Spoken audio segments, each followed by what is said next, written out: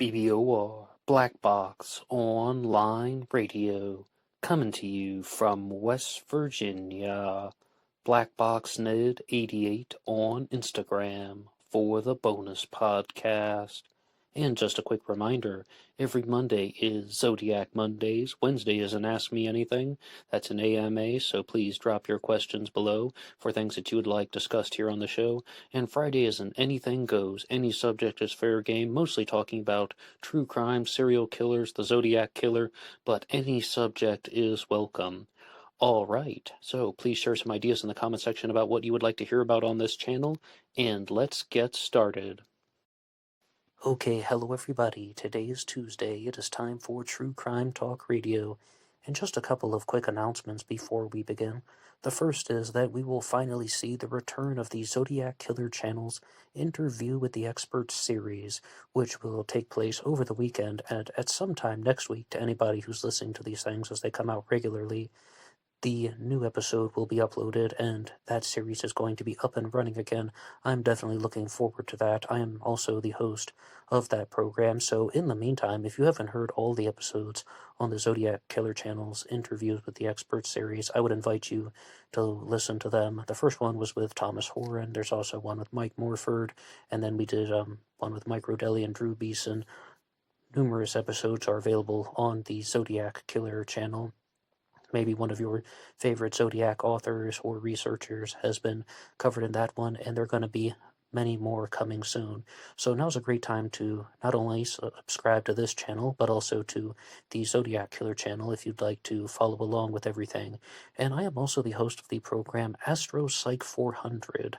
Some people were saying that they use this program, BlackBoxOnlineRadio, as a way to fall asleep at night, and I thought, why not create a podcast that is specifically designed to help people fall asleep? And you can find the podcast for sleep on the channel Astro Psych 400 here on YouTube. You can listen for free.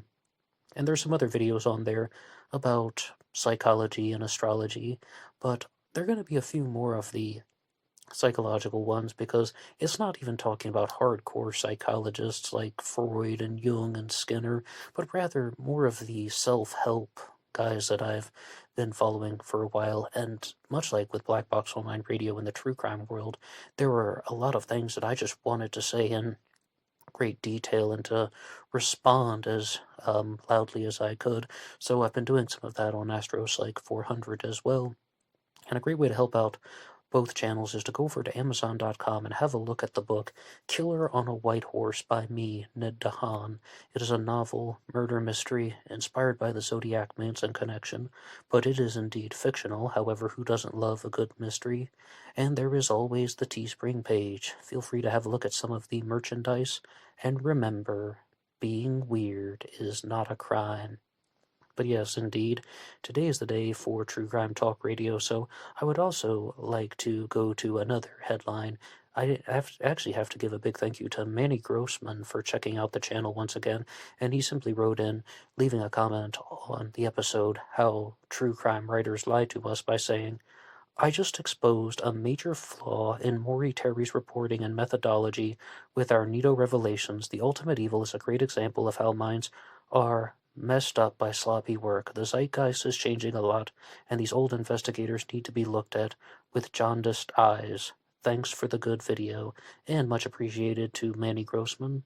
And the videos that Manny was talking about are available on his channel now. He has a trailer out and then a full 2-hour episode, and you can look for the title, Did Maury Terry Get It Wrong? And then Monday with Neo, how the Neo story shatters the current Son of Sam paradigm, again on Manny Grossman's channel. So, firstly, Maury Terry was the author of The Ultimate Evil, and he was a guy who thought that there was a lot more to the Son of Sam story than the media let on, or that anybody actually understood, things that he would have uncovered through his own research, talking about how there are links to some type of nationwide movement, and there's this link between the Son of Sam and the 1974 murder of Arliss Perry in California, and that it was all ceremonial and ritual, and then that also gets tied into the Manson family, and that there is this very big operation. And his book, of course, is called The Ultimate Evil. But I've talked a lot about Maury Terry in the past, as well as the Manson family, and just a little bit about the Son of Sam. I did do a response to the Netflix special Sons of Sam, which I believe is still currently on Netflix, but you can also hear my take on the subject here on Black Box Online Radio. And some other very big news in the true crime world relates to the disappearance of Brandon Lawson, which last week I did a response to that, and you can hear my very brief announcement, more or less, that I think it's the biggest discovery in true crime for the year 2022, finding Brandon Lawson in Texas. Brandon Lawson disappeared in August of 2013 as he was driving from San Angelo, Texas, heading toward Abilene, Texas. His truck ran out of gas, and he made a very frantic 911 call, and people couldn't understand what he was saying on the phone, and there were all sorts of internet theories going along, whether it's a police cover-up, that he was murdered by state troopers, or that he was murdered by the drug cartels, or that there were just all kinds of things. One guy even wrote into the channel saying that that stuff you can't hear Brandon saying on the 911 call, no one can understand what he's saying. What he's actually saying is that he ran into some state troopers who were cow tipping, and they're pushing some cows over, and they got really startled, so they murdered him. Yeah, all of that turned out to be untrue, mostly to the best of our knowledge. I mean, with the disappearance of Brandon Lawson, human remains were uncovered, and they first found one of his shoes, and then they found the second shoe, and they found the pair of basketball shorts that Brandon had been wearing back in 2013. So, as I understand it, the reason why they are so confident they have found Brandon Lawson's remains is because they have found him with his clothing, and the family seemed very certain that Brandon Lawson has been identified. We're still waiting for the absolute confirmation because it has been years, but the reason why they were unable to locate Brandon Lawson all this time is because he was found on private land, and the people who owned that land did not live there. And it's been a long time since I've looked at those exact details, but I believe it was a 3,000-acre piece of property that in Texas that people used for recreation. And I'm a West Virginian, so West Virginia is way smaller than Texas, but I have, talked to some people who live out west, and I recently spent 5 weeks out in Nevada, and it's very normal for people out there to own property that they're using solely for recreation, and owned 3,000 acres that they use for hunting and overnight camping and such. We don't do that too much here in West Virginia because our state is small, and we just put a cabin on it and stay there forever. But definitely, as I said, perhaps the largest discovery from any of the stories that I've done on this channel in the past 2 months, in the early part of 2022. So once again, rest in peace to Brandon Lawson. And one more small note. Last week on the channel, I did an episode about the preppy killer Robert Chambers. And over the weekend, I found a movie that had been made about him called The Preppy Murder. It was made in 1989, and it was uploaded onto YouTube. It doesn't have the best picture quality, and a little bit difficult to make out all of the facial features even of the people.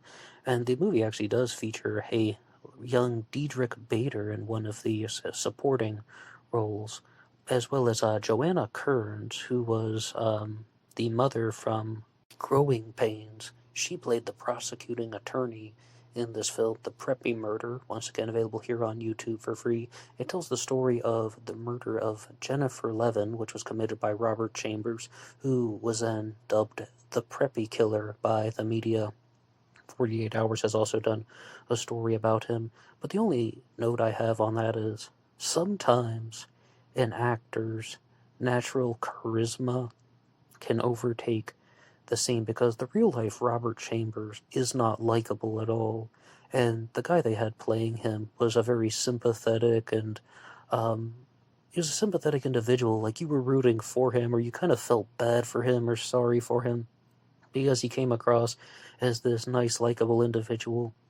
But whenever I watched nonfiction sources like the documentaries of the episodes, the Reels channel did a big story on Robert Chambers, as well as Court TV, when I would see the real Robert Chambers on television, he just came across as a sleazebag, as someone who was absolutely unlikable.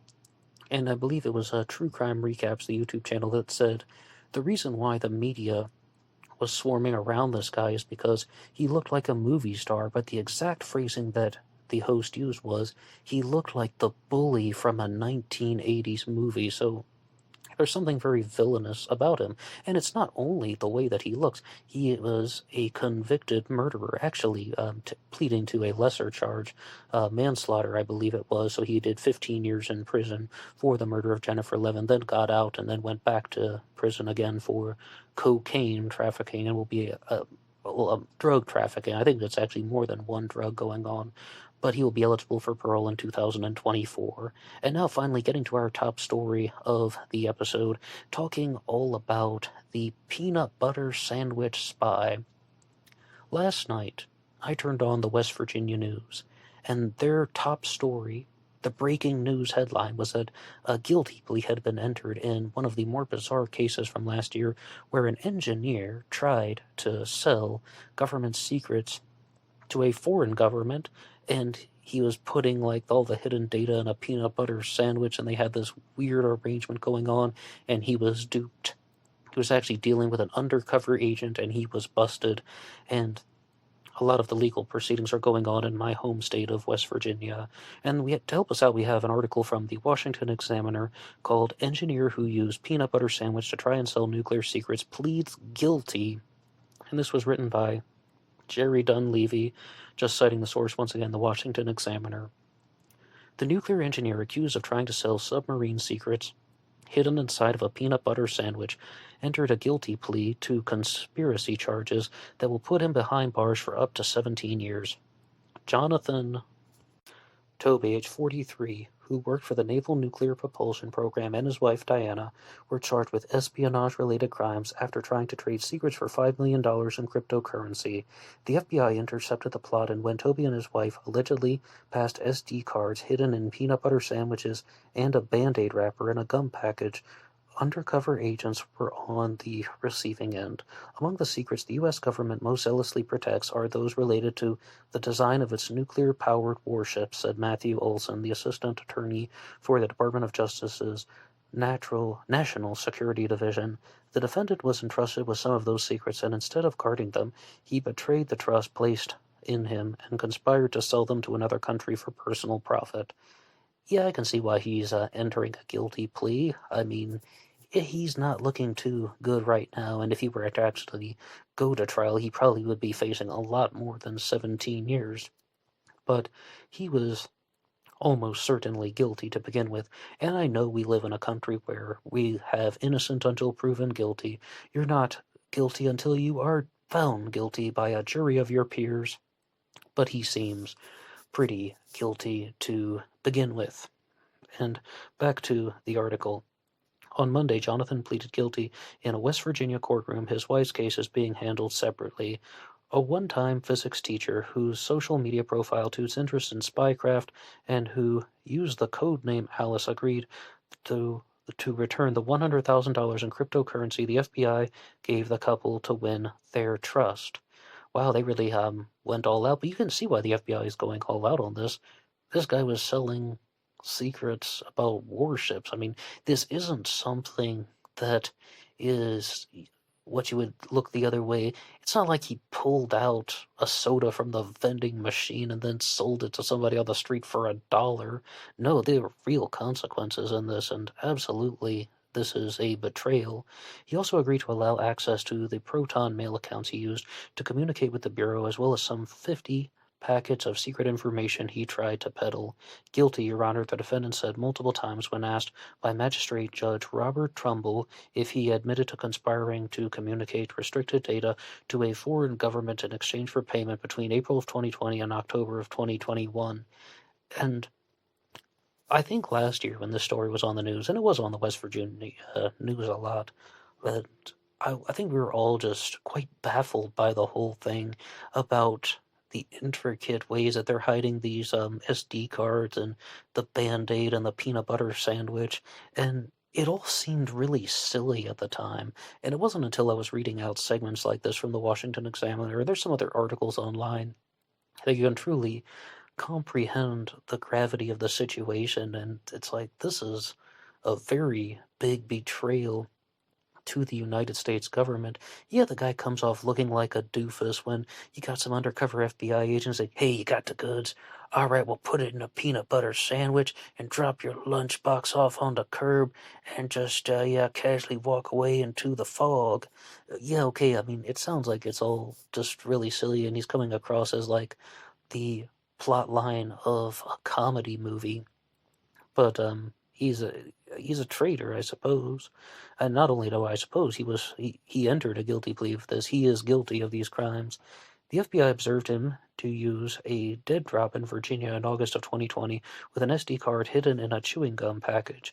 The Bureau then sent him $70,000 in cryptocurrency and received a decryption key. I am painfully aware that I lack training and observation in blending, and a lengthy note from Alice read. And yes, Alice is referring to Jonathan, the husband. One day when it's safe, perhaps two old friends will have a chance to stumble into each other at a cafe and share a bottle of wine and laugh over their stories and shared exploits. And that is again something from Alice. Jonathan using the name Alice.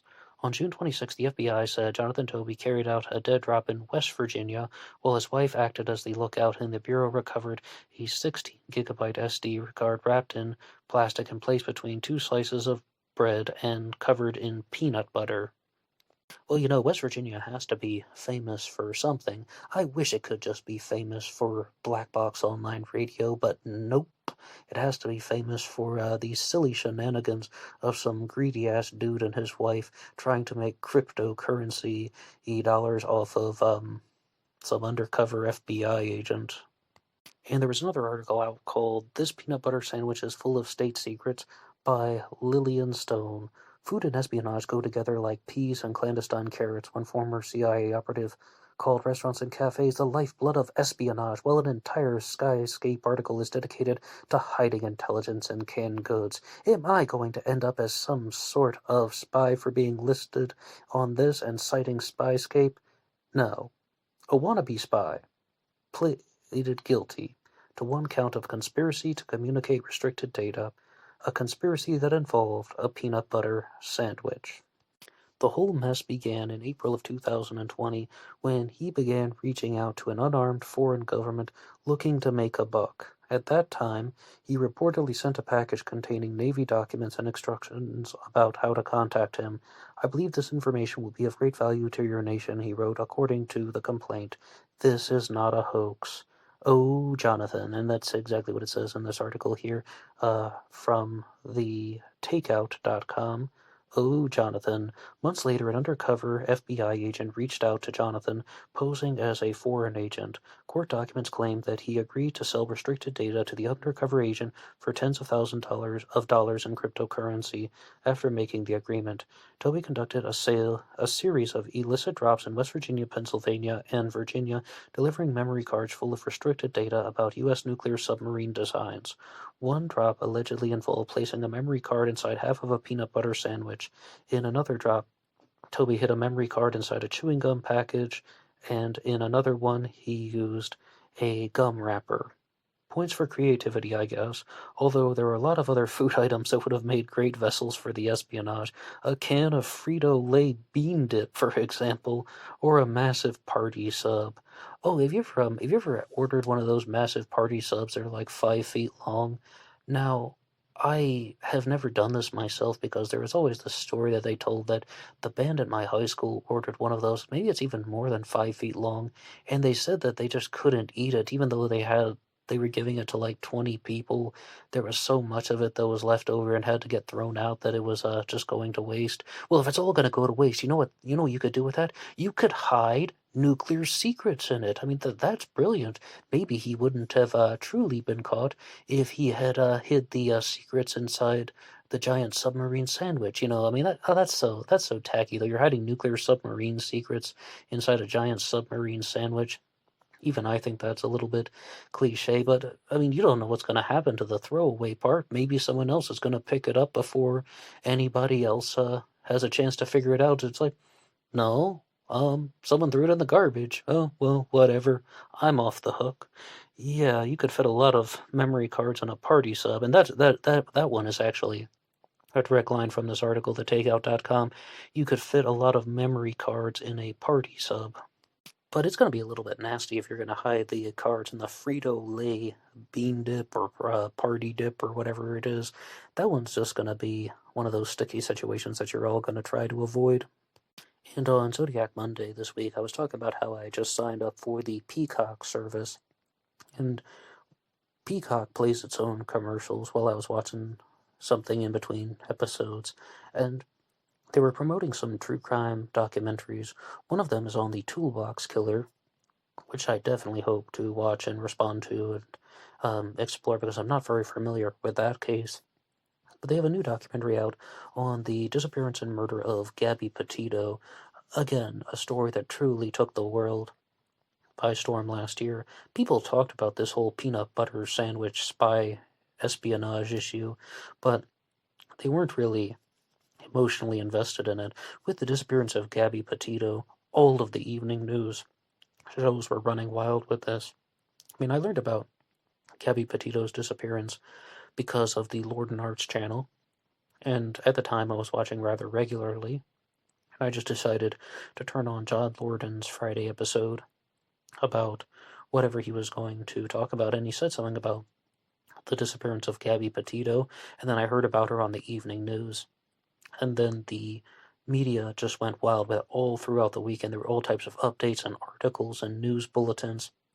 And just in case, for some reason, if you're not familiar with that story, Gabby Petito went missing after she had been on a cross-country road trip doing the van life experience with her boyfriend Brian Laundrie. And for some reason, this was like how we learned about it, for some reason, Brian Laundrie drove her van back from the kind of northern Midwest to the state of Florida without her and just left her behind. And that is what I truly think happened with the entire story. I think a lot of people were just trying to analyze that exact question. Why would somebody do that, like driving from Grand Tetons National Park all the way to the state of Florida without his girlfriend? And did that instantly mean that he killed her? Or does that instantly mean that he was involved with some type of heinous foul play? Because people begin to think about these things, and it really gets the brain curious. And a lot of people were trying to turn this into a racial debate. They wanted to make this all about race and just say, oh, well, people are looking for Gabby Petito because she's a Caucasian female. And, well, what did someone say? MWW, missing while white, will get you more attention. But that really is not the case. It really is not. People have this fascination about clues that they can investigate and understand. And as I said with the disappearance of Brandon Lawson in the beginning of the episode, and Brandon Lawson was a Caucasian, but that's not why people were looking into his disappearance. They were doing it because he had that 911 call that they wanted to analyze, and they wanted to try and make sense of it, and this is their interpretation of that. And I go back to this over and over again. I look at the disappearance of Elisa Lam, who was found dead in the water tank on top of the Cecil Hotel, because there was a video of her prior to her death where she was behaving very strangely in an elevator, and Elisa Lam was not a Caucasian. She wasn't white. She was of Chinese descent, specifically Cantonese. But that's the whole point. The people had the fascination with the case, and the media was able to portray the case in a certain way, not because of race at all. Absolutely not. It's because there is something that people could interpret. There was a piece of information that had all these question marks, and not only did the media want that, but independent investigators wanted to provide their own responses to the situation. And it's the same with the Gabby Petito mystery, except the answers came much more quickly than we expected, and perhaps all of the people looking into her case were able to provide those answers rather quickly, because eventually Gabby's remains were found and they determined that it was a homicide. Then her boyfriend ran off into a nature preserve, never to be seen again until the time of his own death, and he was never seen alive again, I should say. And of course, Brian Laundrie is no longer living, so perhaps he didn't want to face the consequences of his actions. And that just leads us to really just say that's an absolute tragedy. And it was a tragedy that was exploited by the mainstream media, that all of a sudden 2 people are now dead. And did the media contribute to the death of Brian Laundrie? Yes. But the real reason why he took his own life is because of his own guilt, because he knew that he had done something wrong and he didn't want to deal with the charges and he didn't want to go through the legal system. It was his own guilt that drove him to do that. And a very big example of this is about how it's the media versus someone's own guilt is explored in a couple episodes that I have on this channel about the death of Louis William Conrad, who was an assistant district attorney in Texas who was busted by To Catch a Predator, and he went on to commit suicide. And then people are trying to blame the show To Catch a Predator because they're going to his home and they're trying to bust this high-profile individual who is working for the district attorney's office, who is an assistant district attorney, and they're trying to expose him for the things that he was doing with decoys in the chat room like anybody else. But they did go to his home and they're trying to get him to come out, and that led to his death. He committed suicide. I have 2 episodes about him. But at first I was like, the only reason he committed suicide is because of his own guilt. It's not because of the show. It's not because of the cameras that are around. It's not because people are trying to expose him. He knew that he had done something wrong, and he didn't want to deal with it, so he decided to commit suicide. Now, if they did want to say that maybe the show To Catch a Predator and the police departments violated legal procedures, then they might have something to stand on, because for the longest time I didn't believe it. I didn't believe the story. I thought it was one of the wackiest conspiracy theories that I had ever heard, that you had Chris Hansen, the guy who hosts To Catch a Predator, masterminding the actions of the local police department. Not NBC, not the producers, not even Lorne Michaels, but you would have had Chris Hansen controlling the actions of a police department. I simply did not believe that a police department would have the ability to, or the police department would just give in to pressure from a TV host. Again, just the host of the program. But there was the YouTube channel Danknet, who did a very big video on just this exact story, and they had the videography of Chris Hansen instructing police officers on what to do, on telling them that, okay, you need to do this and that. He was calling the shots. He was the person who was orchestrating everything associated with with the media presentation. Chris Hansen was actually ordering the police around. So sometimes these wacky conspiracy theories turn out to be true, and it really is rather saddening. And again, the reason why Bill Conrad committed suicide was because he knew that he was guilty. The reason why Brian Laundrie went about his actions in that way was because he knew that he was guilty, and that is the driving force. Now, are police departments still responsible for following certain procedures? Yes. But some people just simply do not want to own up to their horrible actions, or maybe there's actually some other type of emotional issue going on, some other type of mental illness going on. And I'm not talking about any specific person now, but there is just some type of greater underlying issue that was never addressed in the past that would actually lead somebody to commit the crime in the first place. Maybe something dealing with impulse control, mental instability, or just not aware of how their actions are going to be affecting people. And that can be interpreted in 2 ways. On the one hand, you'd be like, yeah, that's mental illness. On the other hand, that is just entitled behavior. They think that they're entitled to act in a certain way, and they will not get caught, that there will not be consequences for them, that they are some way, somehow going to commit a horrible crime and get away with it. And I talked a lot about this in last week's Versus series about the affluenza teen, Ethan Couch, who was the guy who drove his truck, a Ford F-150, through a residential neighborhood at 70 miles an hour. He ended up killing 4 people and injuring 9 people.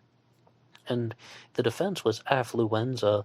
That the affluenza has a couple parts to it, but one part is that because of his spoiled lifestyle that his parents had created for him, that he was unaware of right and wrong, and to a certain extent it worked, except he violated the terms of his probation, and he ended up doing 2 years in prison.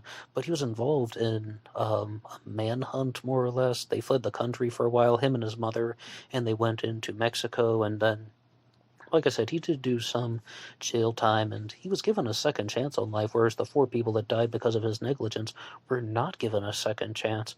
But sometimes these types of behaviors happen, and it is partially due to mental instability, but that one was almost certainly due to entitlement. And forget the affluenza defense. That is about someone who thinks that they are above the law. And they totally know that that type of behavior is illegal. And that's exactly what I said on the Versus series about the affluenza teen. Even if he was a spoiled brat, he knew that drunk driving was illegal. And even if he was so intoxicated he didn't even know that he was truly getting behind the wheel, which he did, but just hypothetically, yeah, you're still responsible for that, and you should still go to jail for killing 4 people while drunk driving. And just his whole defense of, well, he didn't know right from wrong because he's a spoiled brat, it's ridiculous. And the attorneys knew that it was ridiculous. It's not like I'm a psychic or a mind reader. I believe they knew it was ridiculous. They're just trying to win the case, and that is what I believe happened. But Ethan Couch did do some time in prison, and Brian Laundrie almost certainly would have gone to jail. Bill Conrad, the attorney from Texas who committed suicide because of the To Catch a Predator episode, almost certainly he would have gone to jail, and it would have been a humiliating experience.